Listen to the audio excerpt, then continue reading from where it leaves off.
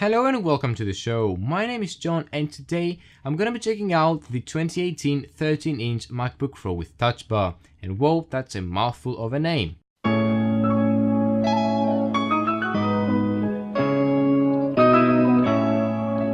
So before this video begins, I just want to mention, sorry for not uploading videos for this previous week, but I've been busy with school. And also I want to mention that I'm gonna be bringing a new series to the channel. Whenever I have a flagship product in my hand, say for example a flagship phone, a flagship computer like we're checking out today, I'm gonna be making a video called A Student's Perspective, which is basically gonna be featuring a review of the product and also an evaluation of if features of the product will be useful enough to make this product worth having as a student, whether that being a college student, a high school student, whatever the case might be.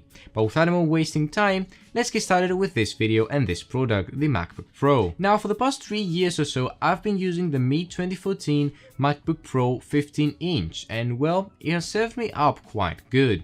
It has started having some kind of heating issues which I don't really understand, and also has started to lag a bit behind, and especially in terms of portability. I wanted something that I could carry with me at school and not have any kind of trouble, handling it in my backpack without really having a big weight. And well, that wasn't really the case with the MacBook. So actually 3 main things made me do this upgrade and go to the 13-inch MacBook Pro with Touch Bar. Number 1 was the specs, which are really good on this new computer. Number 2 is the design. It's thinner, it's lighter, it's all that you really want on a computer and laptop.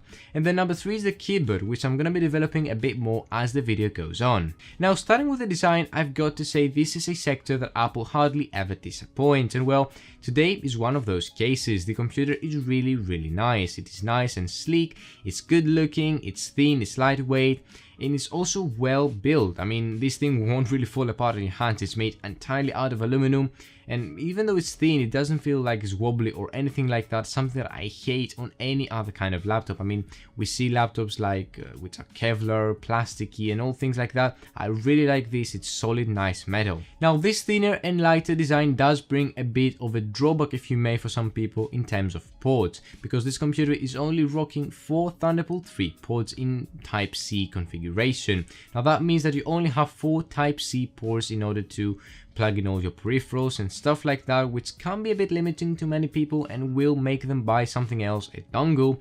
But as soon as you got the right dongle that can combine all the things that you need, you pretty much got yourself covered. And especially for students, even though it is a bit of a hassle and you might at some point find yourself forgetting the dongle at home when you really need it, as long as you keep your dongles in your bag and you actually have something to carry along all the time, you're gonna be just fine. But I do have to agree that it's actually a bit of a limitation. Now, the thinner and lighter design really helps for students because this computer is gonna be spending most of its life on a backpack of a student. And well, you don't really want something that's gonna be that heavy, and this is actually the case with this thing. It's nice and lightweight and you don't really understand that you've got such a powerful computer in your bag. Now, the first thing you're gonna see once you open the lid of the computer is the 3rd generation butterfly mechanism keyboard. Now, this is obviously backlit, just as you would expect, and it's actually a really weird but good, in that case, keyboard. That's because it has a really short travel and it's actually very wide, and if you mean spread out, and that really takes a while and actually has a learning curve if you want to start typing fast. But once you get used to it and get the hang of the whole typing thing, you're really going to be flying in the keyboard if you're a fast writer. That was the case with me, and well, even though I did have a week or so of a learning curve that I needed to get used to the new keyboard because it has a really weird feel, even though it is tactile, it has no travel distance at all. I really like the resistance that it had, and overall I've got used to it right now and I'm pretty much typing really fast again.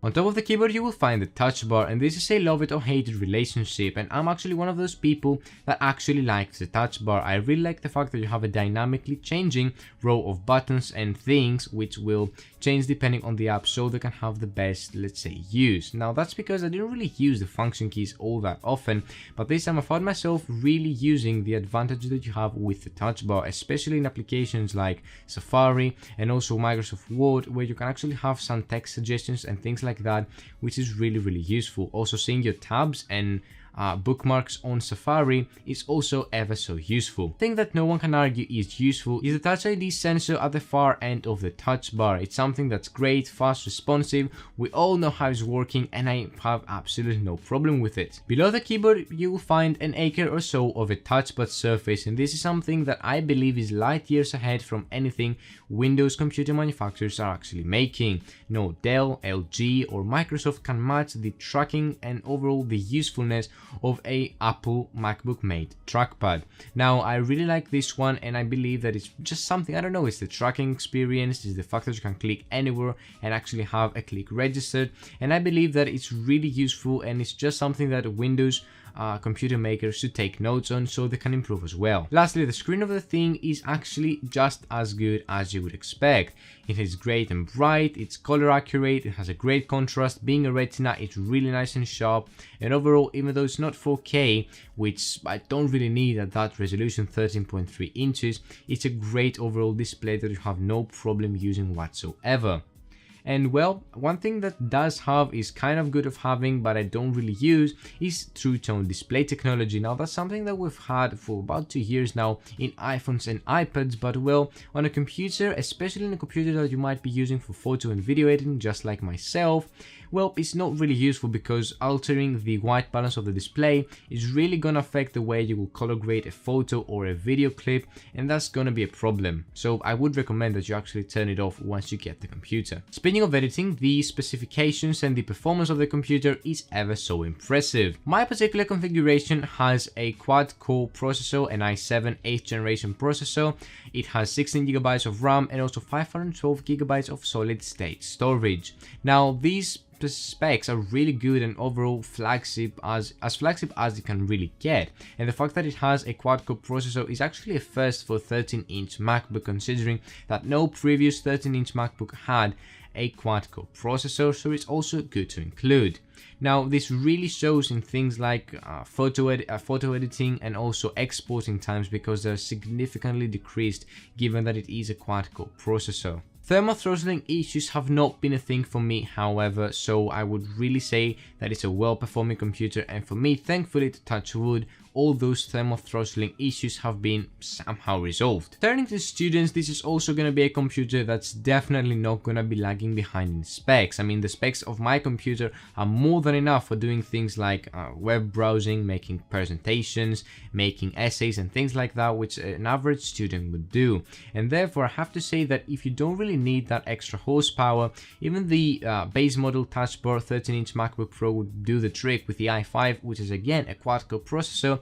So it's overall no problem. Depending on your price point, you just go with the the processor that you need. Now if you are into any kind of video editing or photo editing, then I would recommend going for the i7 like myself, because you're really gonna see an increase in speeds in terms of performance. Now with those beefy specs, you might consider that the battery life might be affected negatively, and well, that's not really the case. I've been able to pack an entire day of work. This means note taking, making a presentation, doing some little bit of coding at school, then having an entire photo editing session, all without having to plug into any kind of power outlet, which is really useful, especially for students that might not have a power source available to them any kind of day, and they might be just holding off to charge their computer once they go back home or to their dorm. So overall, what my opinion of this computer is, I believe it's a really well performing computer that I would definitely recommend to anyone who's looking to get a great robust laptop with good battery life and good specs.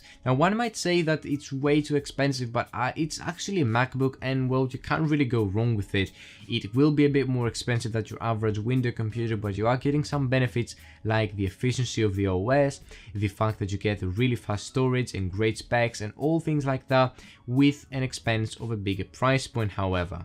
So it really depends on whether you want the price or not. Now, depending on your budget, you can alter the computer quite a bit, because for a student, even the base model without the touch bar, which is the cheapest MacBook Pro you can get right now, is actually going to be just fine for note taking and things like that. But when it comes to more pro level stuff, say for example photo editing, video editing, coding, stuff like that, you do want to consider to go up to the i5 model with the touch bar, or even in some cases like myself to the i7 quad-core model with the touch touch bar. But for me, if your price is not the issue, the great design, the great performance and the great battery life and also the keyboard, which I believe it's really good, really make up to justify the heavy price point and make this computer worth it, at least for my eyes. By the way guys, that's about it with me in this video. If you liked it, you might want to consider clicking the like button and also the subscribe button, because I upload twice a week interesting tech videos which you might find interesting as well. By the way guys, my name has been John and I'll see you again in the next video. Goodbye.